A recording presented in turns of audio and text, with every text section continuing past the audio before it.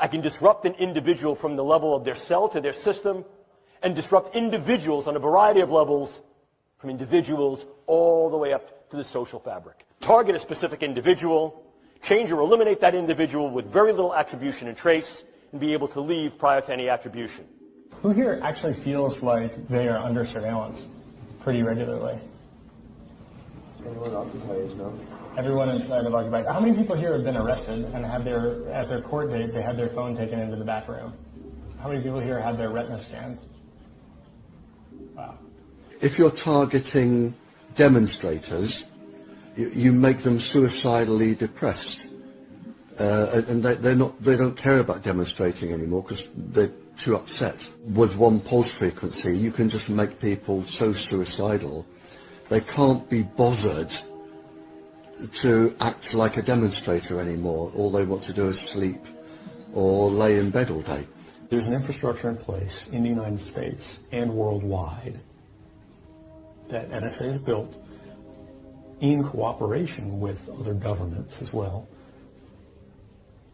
that intersects basically every digital communication, every radio communication, every analog communication that it has sensors in place to detect. If they can't get it through the internet, through the tapping of the lines or anything like that, through a commercial means, and they're unsure about you, they can get it by close access means, coming in and actually bugging your house or bugging your, or putting monitors in your system, in your house or on your computer. They can use your computer video to look back at you, or they can monitor within a certain distance the keystrokes you're making on your computer or what you're putting on your computer screen. And if that's not enough, they can come in through the firewall you think you have but don't, and go through your operating system that you think protects you but doesn't, and read your encrypted email that you thought was secure but isn't.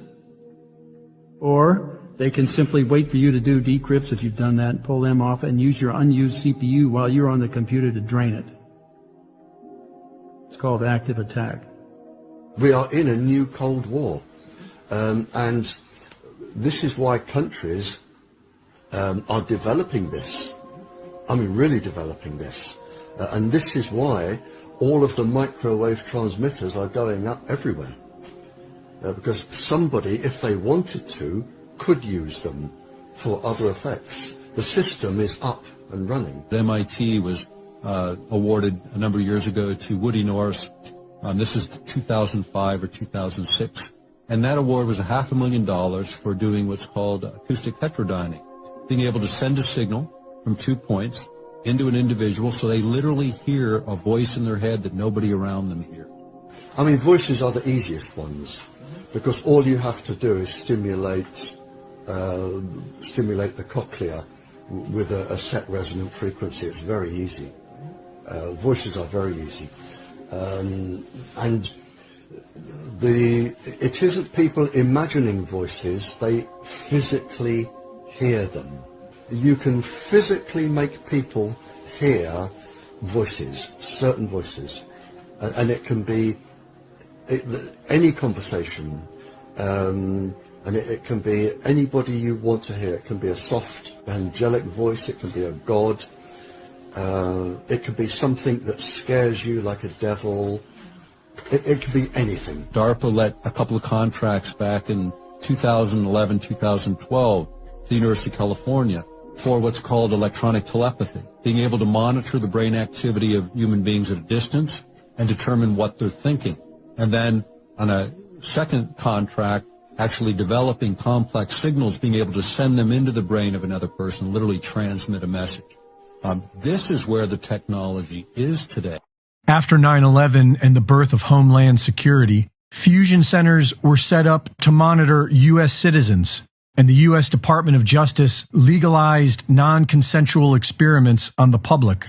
These fusion centers employ civilians to target individuals and harass them, intimidate them, vandalize their property, and interfere with their day-to-day life.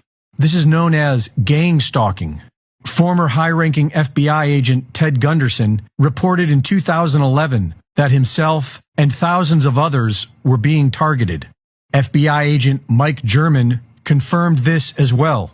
Several federal agents have reported that they were targeting individual Americans, including people who were simply pro-life, and that they were pressured to put more people on their targeting lists to legitimize more federal funding.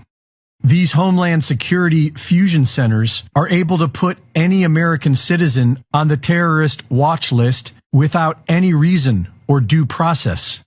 In 2012, NSA whistleblower William Binney reported that the feds are conducting comprehensive surveillance on nearly every U.S. citizen and targeting whomever they please.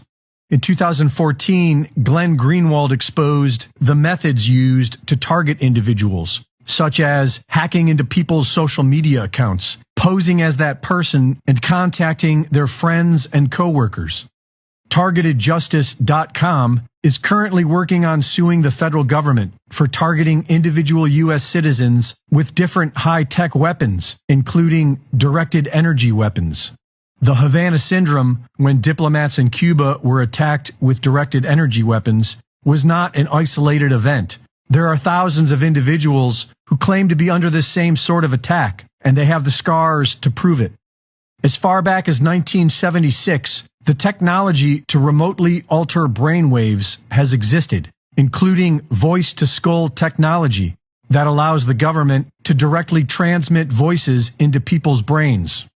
As bad as all this is, it is likely to get much worse. In 2017, Dr. James Giordano gave a lecture on the latest government technologies to target individuals, such as neuroweapons to control brain function and modify memories. I'm looking to target key individuals who may then be influential to relative aspects of their representative groups. I can affect individuals' brain functions in a variety of different ways, both positively and negatively, by engaging or disengaging nodes and networks of the brain that therefore affect their cognitions, emotions, and ultimately their behaviors. Something my colleague Jamie Canton likes to play with an awful lot is the idea of specialized neural operations. And here, once again, we're talking about the use of either drugs and or devices to modify the integrity of brain function that we realize can also modify individuals' perception of time and space. We talked earlier about how these may be used in interrogation scenarios, and this too may be used against key individuals to be able to modify their perception of time, their perception of what occurred and what did not, memory modification, etc. Nanoparticulates that can give an individual a stroke. So what we're able to do here is infiltrate the brain space with nanoparticulate matter that aggregates in situ, on site in the brain, and does one of two things. Either penetrates from the vascular space, gets in through the bloodstream, gets in through the nose, through the mucosa, or infiltrates the vascular space and clogs it. What is the result? What's called a nanoparticulate stroke, or a hemorrhagic diathesis, fancy word, for it's a predisposition to individuals having brain bleeds. He explains how they can make people sick with an undetectable illness to make them go crazy. What I'm doing is I'm using a dispersion methodology to be able to infect sentinel cases with a highly morbid condition. These individuals complain. Again, this is a central nervous system condition. So they're complaining of whatever the bug may do. It'll produce some cascade of neurological and neuropsychiatric signs and symptoms. What I've now done is I've got every individual who is diagnostically hypochondriacal, and I've got every individual who's the worried well flooding the public health system, banging on the door. The CDC comes back and says, nonsense, that's not real. CDC comes back and says, nonsense, that's not real. I come back and say, that's fake news. We are learning new details tonight about suspected directed energy microwave attacks targeting CIA officers and top national security officials. We first started hearing about them, and we told you about them here on Special Report in 2016, shortly after then President Obama opened the embassy in Havana, Cuba. National security correspondent Jennifer Griffin at the Pentagon has the latest tonight about a suspected attack here at home. U.S. officials say there are now 130 suspected victims, mostly CIA operatives and U.S. diplomats being treated for brain injuries, debilitating headaches and vertigo, the targets they believe of a directed energy microwave weapon. There's a mysterious direct energy weapon that is being used, and it is causing, in some cases, permanent traumatic brain injury. New indications suggest the incidents go as far back as 1996. Two individuals working on the NSC believe they were targeted in 2019 and in 2020, just after the election. One was near the White House and one was walking her dog. The Russians have been working on mobile microwave weapons for years. We have to get more information, and we got to tell the public what's going on. The U.S. Air Force and tech firm Epirus have developed a mobile high-energy microwave weapon to bring down drones. Epirus is also working on a miniature variant of the weapon that can be easily transported on a pickup truck. This is the type of technology that might be targeting American diplomats. The CIA is now taking the issue seriously, but without the actual weapon, U.S. officials don't know who to blame and how to stop these alleged attacks.